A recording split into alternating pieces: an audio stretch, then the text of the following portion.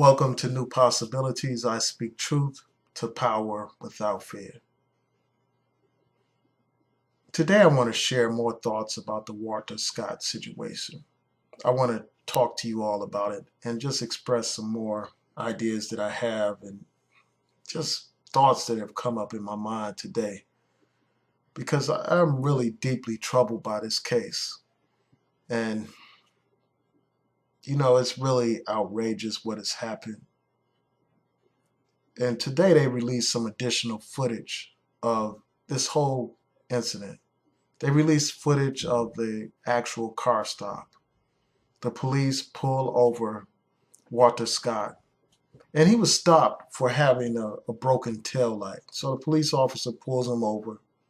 He goes to his window, asks him for his ID, and he asks him about ownership of the vehicle. And then there's some issues about that, and apparently Walter Scott doesn't have all the paperwork or whatever, and he explains that he's trying to buy the car and etc. So the officer takes his ID, and then he goes back to his car for a second. And then for a second, Walter Scott opens his door, and then he closes his door, and then he opens his door a second time, and he begins to run out of the car. So the officer pursues him, and that's all that we see from the dash camera. That's all that we capture from that. And then, as everyone knows, there was footage that a civilian captured on his cell phone that shows this officer actually shoot Walter Scott 8 times in the back as he is running.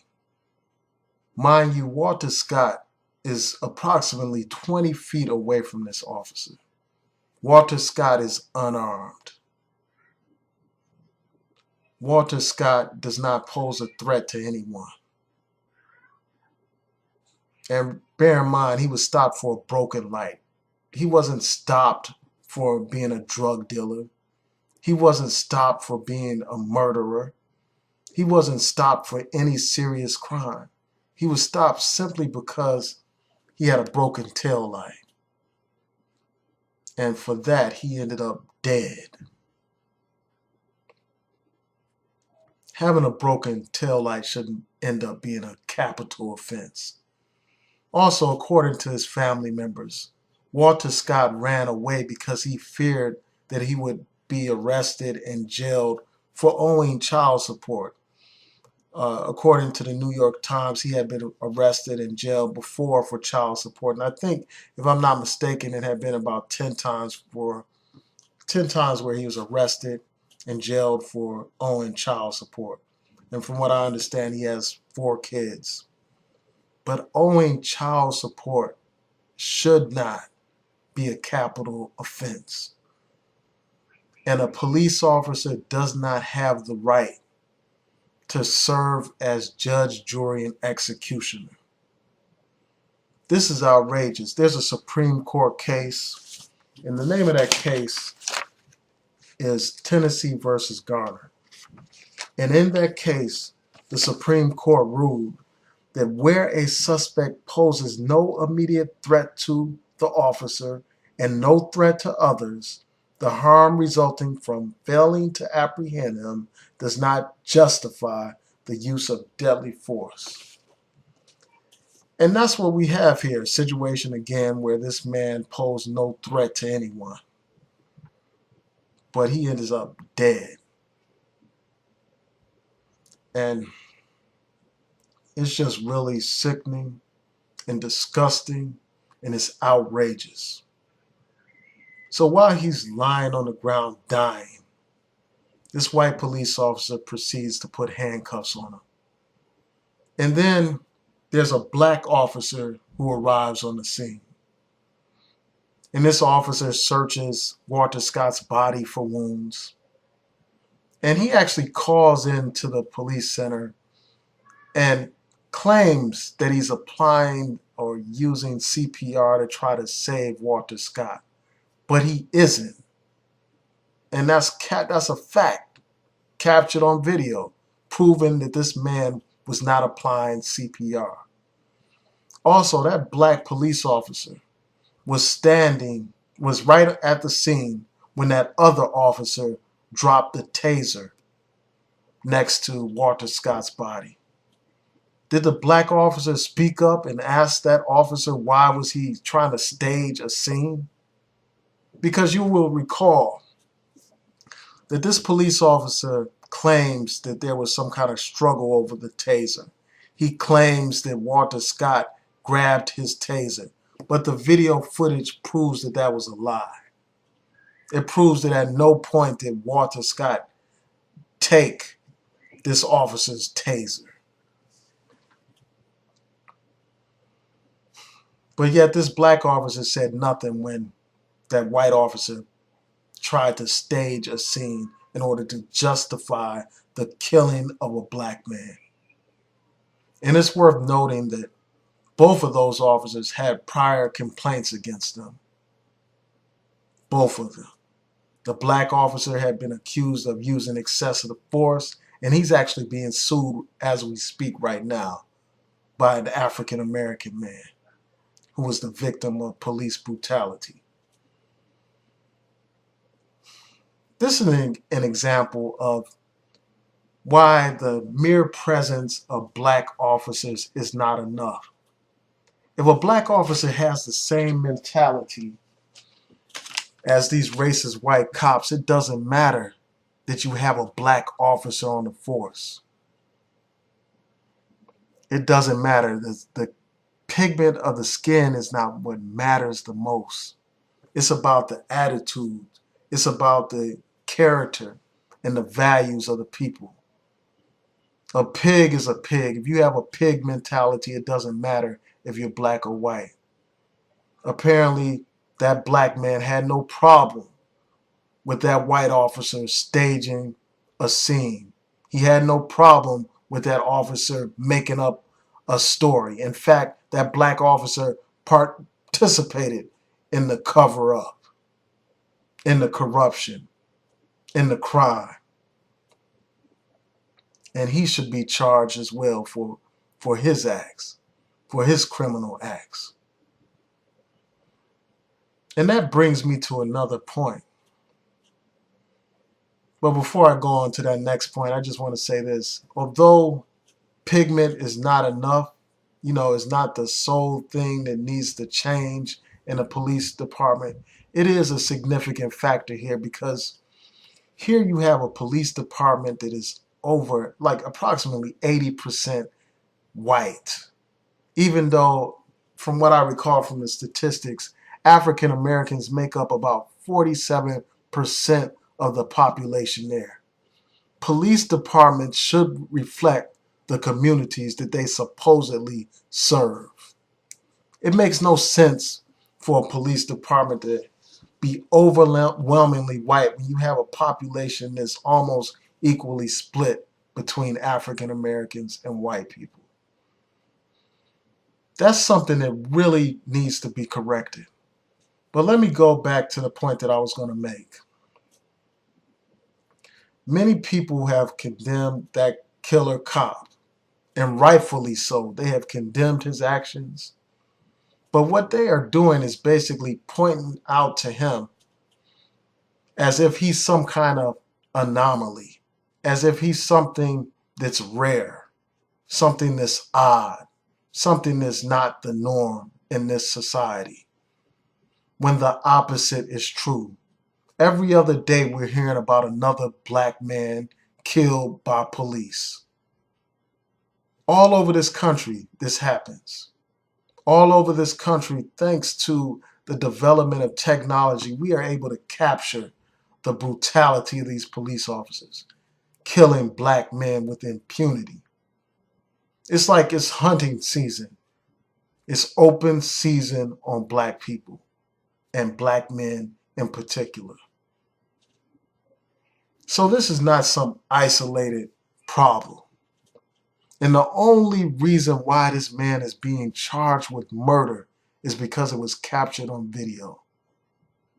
This man made up a story. This man lied. He talked about how there was some struggle over the taser, and he said that Walter Scott took the taser. But when you look at the video footage, you see that that did not happen. So now people can see for themselves. They can see the brutality that occurs. But in so many other cases, you don't have this kind of video footage. So people automatically assume that the police officer is telling the truth when he makes up a story. And you can't tell me that this is the only case in America where a black man was killed and the police made up some cockamamie, concocted story. It happens all the time. It happens every day around this country. And people don't contest the police officer's story. In fact, they defend the police. In fact, they run campaigns to raise money for these stinking cops. And that's what they're doing here. Even though this officer, Michael Slager, was captured on tape murdering this black man, they are still running fundraisers for this stinking killer. They're running fundraisers because, in the words of Tupac, you murder a black man and you become a hero. And that's what this cop has become to some people. And I will provide links to the page so you can see it for yourself. So you can see the sickness out here, the mentality of these people, the racist mindset of these people. And we have to understand the full context here. This is the South that we're talking about. This is South Carolina, the heart of the Confederacy. This is a state that even today flies a Confederate flag on the state capitol to show their utter contempt for black people. Their utter contempt for black people. We have to understand what the Confederate flag represents. It represents support for slavery. Those people fought and died to defend the institution of slavery. That's a fact. And many of the people there still had that Confederate mentality. They still do. So that's why they will defend a killer like this cop. They will defend him. It's truly outrageous.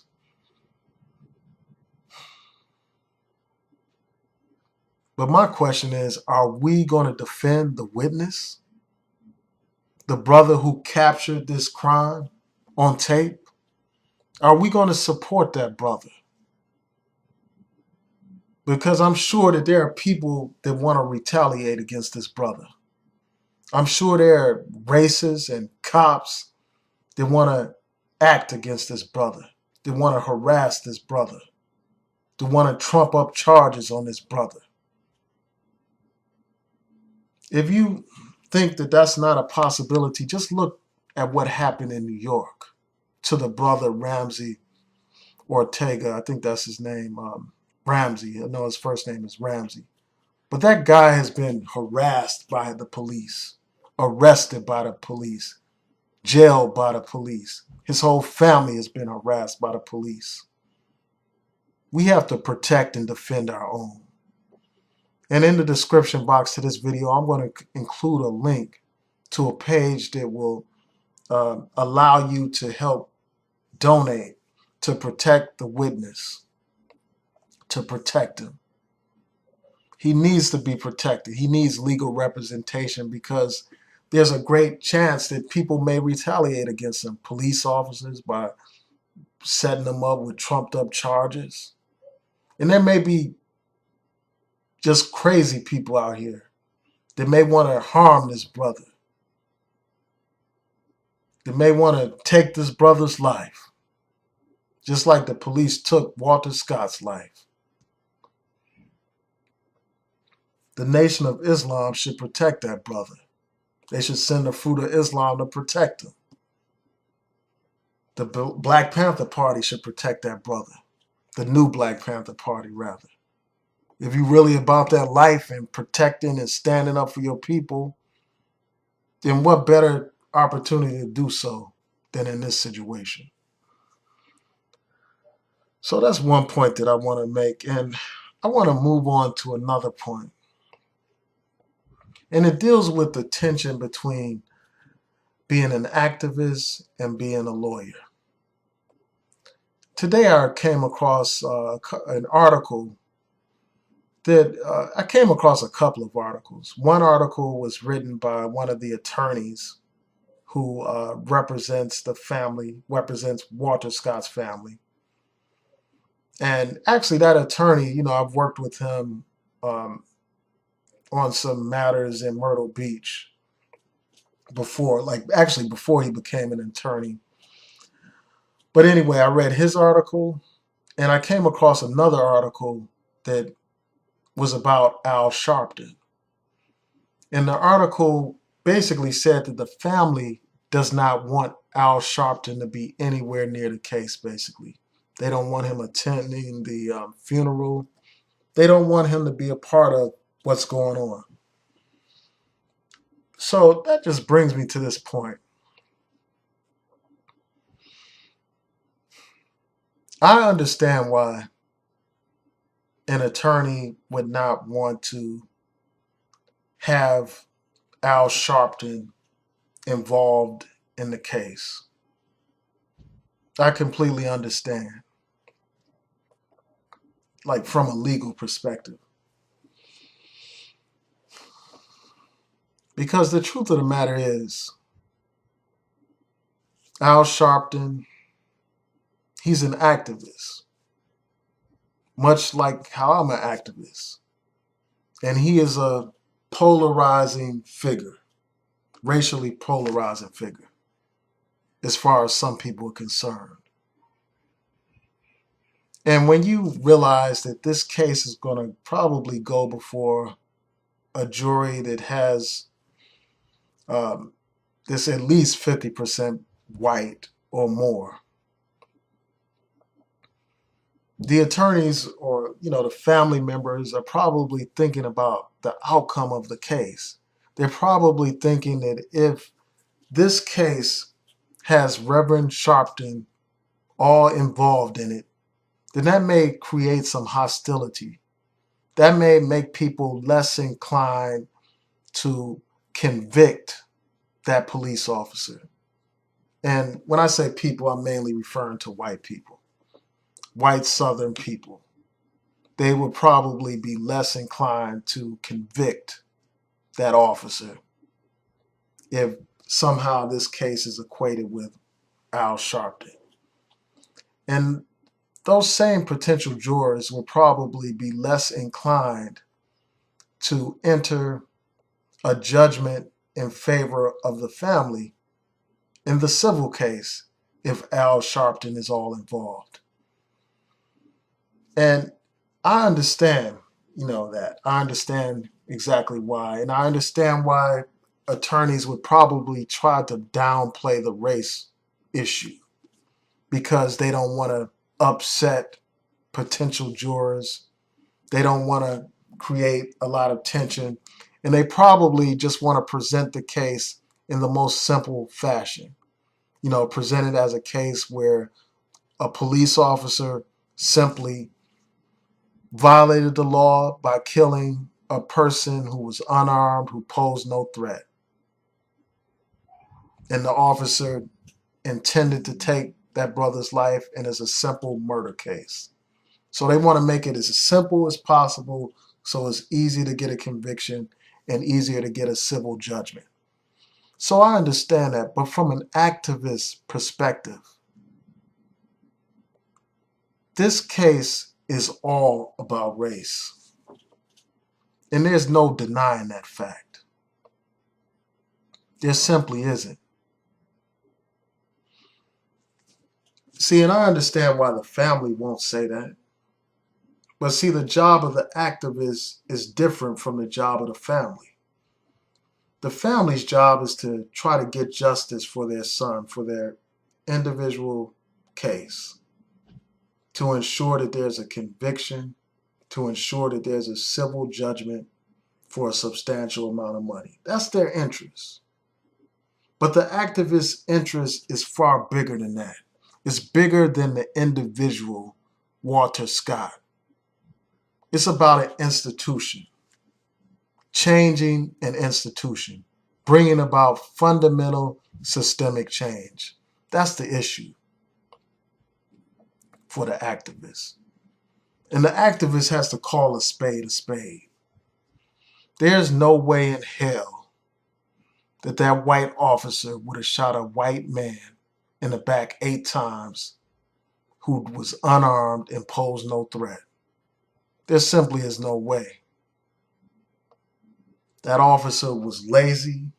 That officer just had no regard for a black person's life, period.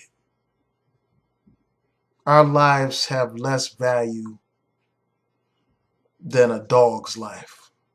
Our lives have less value than a fart, as far as some of these people are concerned. So taking a black life means absolutely nothing. And you could tell that that's the attitude of this officer when you watch the video footage, when you see how casually he just fired those shots. And he just walked around like he was looking at an animal that had been hit by a car. He couldn't care less. He couldn't give a damn about Walter Scott.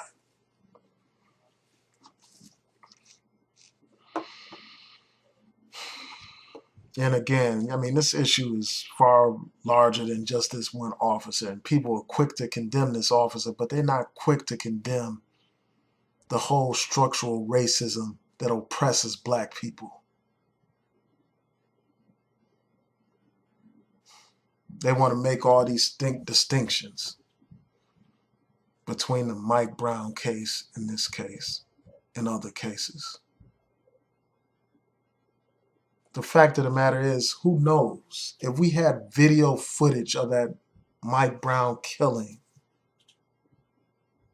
it's likely that Darren Wilson would be on trial as well. And that's what I believe. You can't tell me that all those people were just making up stories about Mike Brown having his hands in the air. You can't tell me that. And we got to remember, the Justice Department is a law enforcement agency.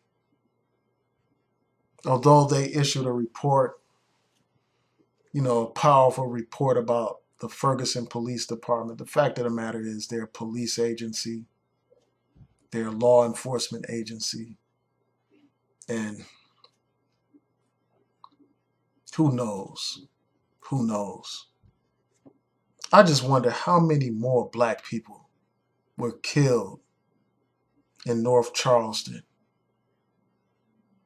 How many other black people were gunned down who were unarmed and who did not pose a threat? How many other black people did they lie on, make up stories about in Charleston, South Carolina, North Charleston, South Carolina? How many more people did they lie about? See, those are the questions that the activists must demand answers to. They must demand a full investigation. Because even if there is justice in this one case, that doesn't stop the cycle of violence. And that's essentially what is going on here. You have a police department that's trying to cover their ass, basically, by saying, oh yeah, we're going to get the cameras, those body cameras for our officers. Oh yeah, we're going to convict that killer cop. But before then, they were all supporting this cop.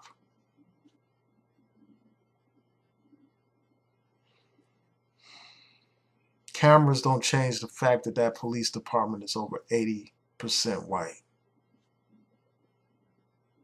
Cameras are no guarantee that black people won't be gunned down in the streets. All of a sudden, you'll hear that they lost the footage. They can't find the footage. Something happened to the camera.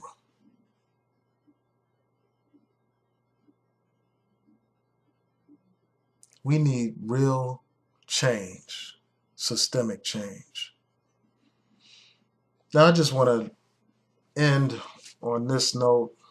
I saw Walter Scott's mother talking about the whole situation, doing an interview. In that interview, I could feel her pain. And watching that interview just made me so outraged. To see this woman going through this pain. Her son is dead. His life is snuffed out. I feel her pain. And during her interview,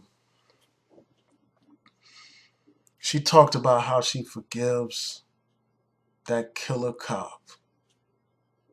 Forgives him. And she talked about her deep faith in God. And how that basically keeps her going, and that she has faith that there will be justice. She has faith. Faith is a beautiful thing. Faith is beautiful.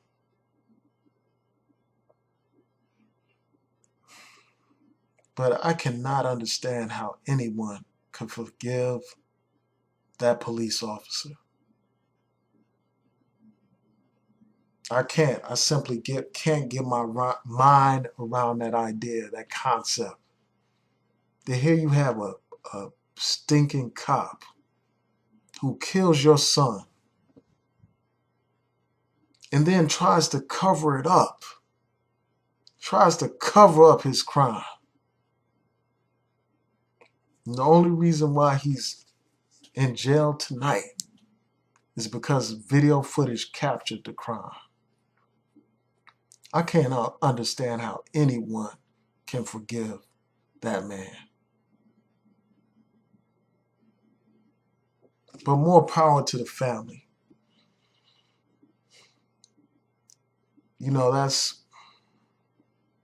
I guess in some respects, that's noble. From their perspective, it's a noble thing to forgive, to turn the other cheek. It makes for good publicity. It wins sympathy. But me, I'll never forgive these people who kill my people. I will never forgive them. And I reject that slave mentality that tells you to forgive your oppressor. I was looking on Facebook today and I saw a post, a photograph that talked about how all these different races and ethnic groups of people, they don't forgive, they get vengeance. They don't forgive, they defend themselves. And it's about time that we do the same.